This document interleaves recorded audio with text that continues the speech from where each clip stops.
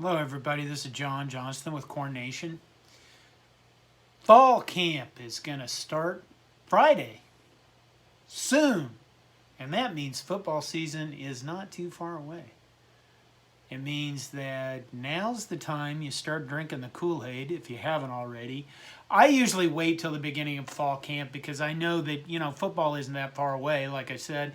And I don't want to overdose if I start like in June, then I'm all like, by the time I get to August. So now is the time if you haven't already. And if you're one of those people who's going to go, I'm not going to do anything until they show me something.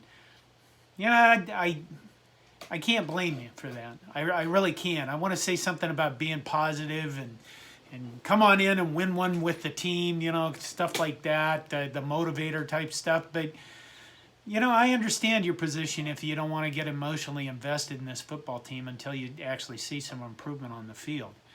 But I get it. I'm here today to talk to you about what I think are the 10 most intriguing Huskers. Kind of, loose fashion coming into the 2021 fall camping season. And we're going to start out with number 10, Nouredin Nouili. You haven't probably heard much about him. He is that guy who played at Colorado State, started 7 games as a freshman in 2019, and then transferred. He's originally from Germany, and he's an offensive lineman. And you probably haven't heard too much about him because, well, his name's really hard to spell. Kind of hard to pronounce, too. I'm guessing I'm getting it wrong. But I have an honest to God, sometimes with these guys with these names from all over the nation and all over the world anymore, like Ivan Uedrago, who played for basketball. I mean, my God, spelling some of these names, you're like, I hope they don't score. Maybe other mass media or Nebraska media members don't feel that way about things. I struggle with it because I'm bad at names. But can Nouili provide some depth? Can he become a starter? Because he started before. And he's like a bunch of other linemen that we have.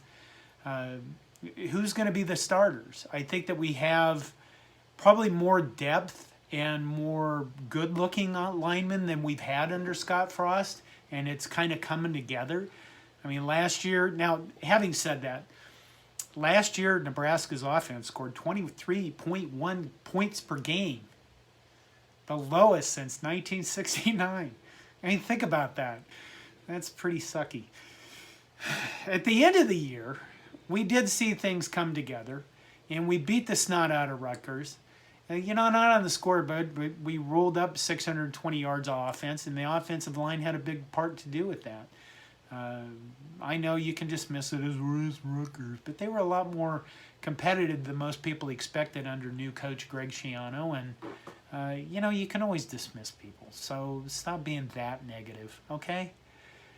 Rolled up yardage, the offensive line looked really good, and you've got the makings of what, could be the return of decency. I don't want to go too far out on a cliff with that, do I? But, Ethan Piper, at guard, I think he's going to be a starter.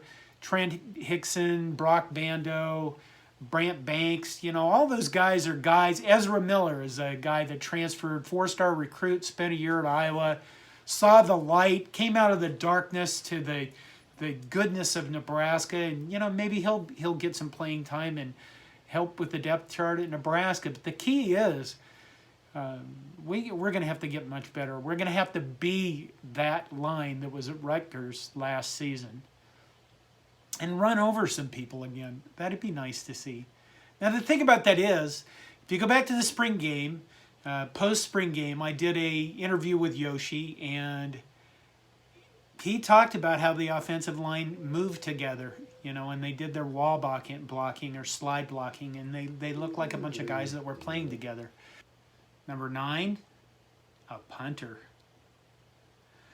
Last year, Nebraska finished 95th in the nation in punting at 39.7 yards per punt. Just a guess, but I think we need to be probably doing better than that if we're going to even make a bowl game. Those times at which you're buried deep in your own end zone because the offensive line couldn't chug their way out of there on the ground, and Nobody wanted Adrian Martinez throwing a pass deep in our own end zone because the guy's a turnover machine. Maybe you could bring the punter in and have him flip the field. Well, if that's the case, we're going to have to do a hell of a lot better than we did before.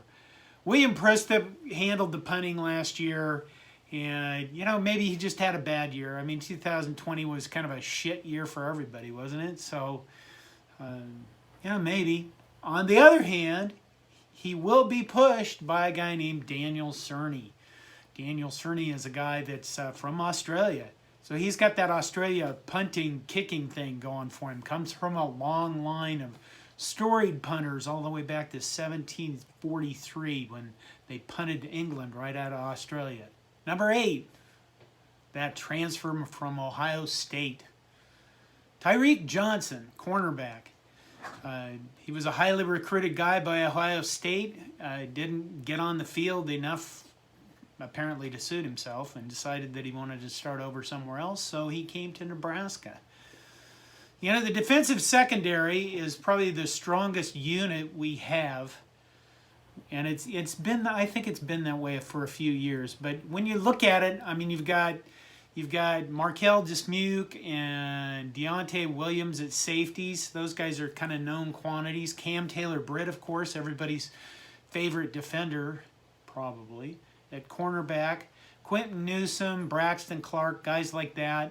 The secondary we don't have to worry as much about him. But the key here is can Tyreke Johnson get on the field? Can he become a starter? Can he be part of a secondary that, honestly, this. You go back to the Minnesota game, the last 2 times we played them, we've played zone. And I don't know why we've played zone. It's Eric Chinander, and I said this in last year's Minnesota loss video. Eric Chinander was terrified of giving up the big plays against Minnesota, which, Tyler Johnson's fairly accurate as a quarterback for them. They've had some good receivers, Rashad Bateman, Tyler Johnson. He had another kid this year that I can't remember who he is. But if we can play man and we can get guys in the secondary that can cover anybody in our conference, then, we're free to do a lot more stuff on defense. And if Eric Chinander is confident that these guys aren't going to give up big plays and that they can cover guys, I think it'll go a long way to making a defense that's starting to look decent that much better. So, number 8, Tyreke Johnson. Number 7, a pass rusher. Notice how I'm real specific about these things. It's like, if you could put a job, just put in the paper, Nebraska wanted pass rusher. It's gone unfulfilled since what? Ndamukong Suh, Randy Gregory. It's been a while. I mean, just a guy that's can just get on the field and terrorize people. They're apparently hard to find or hard to get because we haven't had one in a while.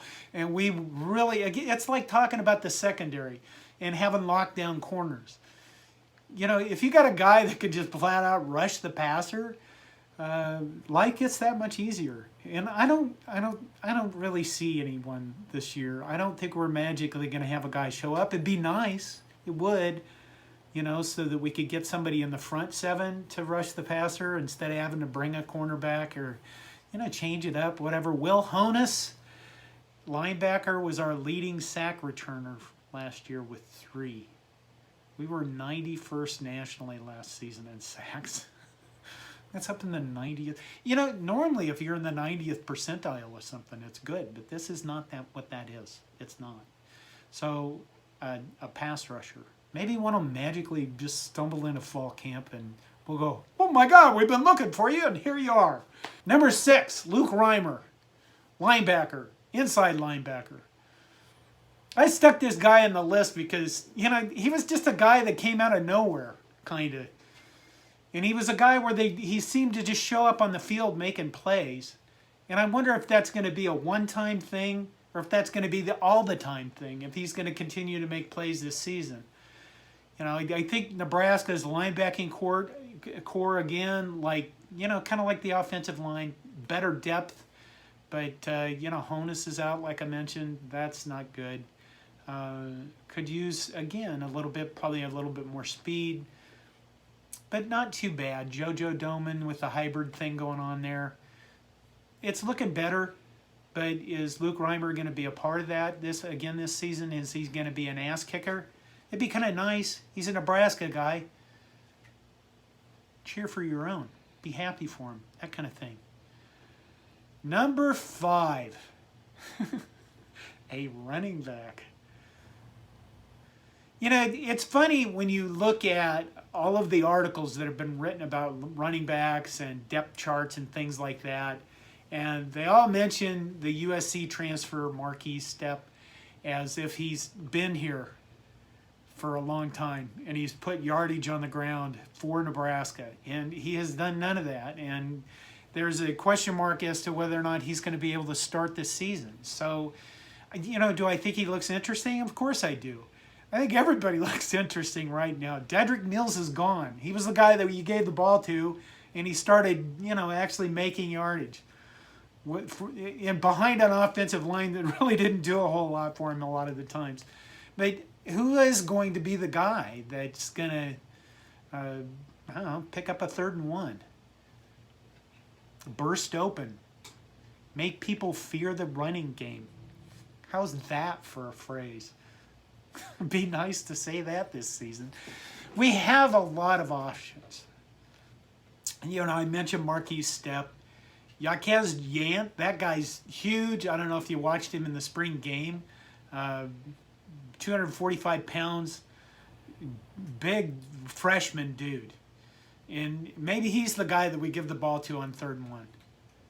We're still spread out. We're not in a little phone booth thing like, where we have a fullback or things. But Yant could be a big part of this coming season. A lot of people are looking at Gabe Irvin Jr. He's made the papers a few times, and you've seen him listed on some depth charts. Reimer Johnson is still with us. I thought he had some flashes of speed when he got his chances. Savion Morrison. Again, a lot of guys. My guy that I think that is going to be the guy is Marvin Scott III. I think that he had the right balance of size and speed and shiftiness. Maybe it's Marvin Scott. Maybe it's because the name's easy to spell.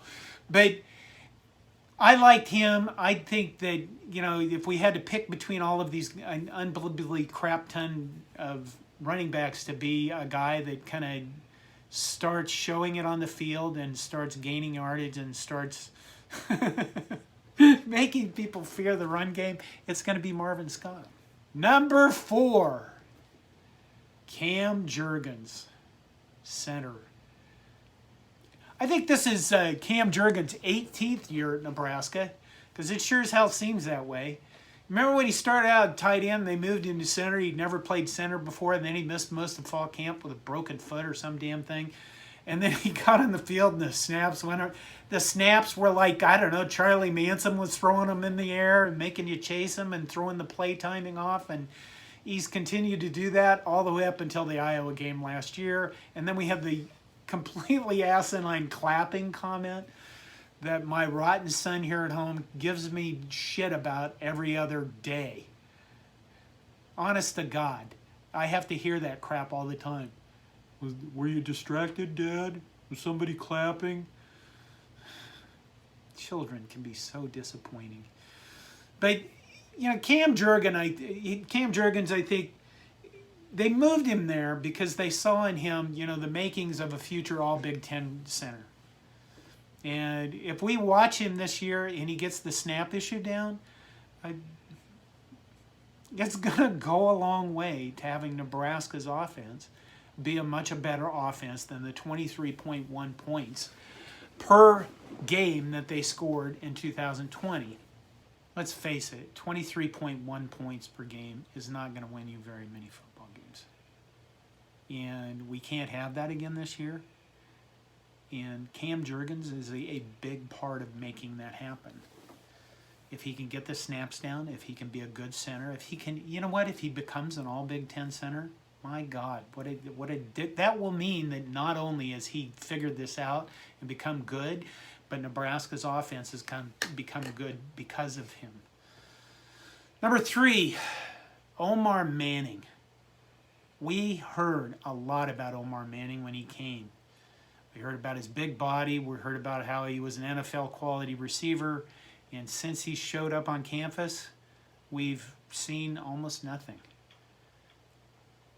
I don't know if you watched the spring game, and I don't know if the spring game is, you want to see guys that can look the part. And I think really when you watch the spring game and you saw our receivers, especially Omar Manning, he looks the part. And there's the dreaded P word, potential. And Omar Manning, if Omar Manning can start contributing in the way that they said he was capable of on the field, again, we're going to see a vastly improved Nebraska offense this season, which leads me to number 2, Samori Toure. I know his name's a little harder to spell, but it's not terrible, but it's just fun to say. Because we're going to be doing Toure touchdown all season long. Do I believe that? Well, I'll tell you what. I think if you can get Omar Manning and you can get Samori Toure and Austin Allen, a guy I haven't mentioned yet, on the field at the same time, and they are living up to their potential, yeah, I'm giving myself that disclaimer, that's going to be a pretty vicious combo for defenses to stop. I really do. I believe that. And I believe this because I am a delusional homer guy. And I wouldn't have myself be any other way. I mean, what do you want? Do you want to be just cynical about Nebraska football? Where's the fun in that? I realize that I'm probably going to get emotionally invested in this team again and eternally disappointed by what they do. But I can't help myself. It's like a mental illness. Maybe you can join me. Maybe you can be again me. Okay, number 1. You don't really have to guess too hard as to who this is, do you?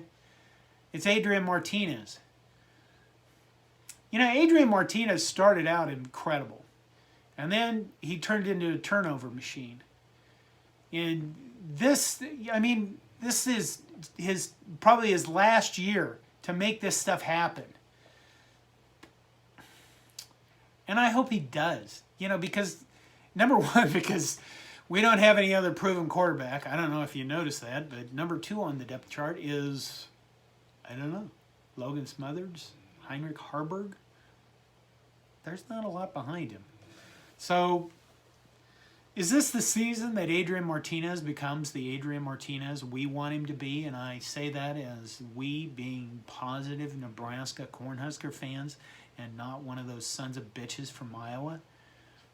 Yeah, I think that, again, this is hopeful. This is potential. And this is my honest-to-God prediction because I want it to happen. Do I think it'll happen? I think that we're looking at a team that's more put together than any other Scott Frost has had. I don't think we need more talent. I think we have talent. We just need to have everybody come together and start playing like they're capable of. And Adrian Martinez is one of those guys. I mean, you've seen him in the past where he has all the physical skills on the planet. He has the physical skills as well as any quarterback in the nation. But the problem has been he goes out there and he throws over the ball over the head of a guy that's wide open. He short arms a pass. He had, 18 turnovers against Rutgers? And then he came out in the second half and beat the snot out of them. He ran down the field so much on one play, he got bored and ran out of bounds because he didn't know what else to do. If we can see that Adrian Martinez, who walks on the field and feels confident, the snaps are coming to him on time.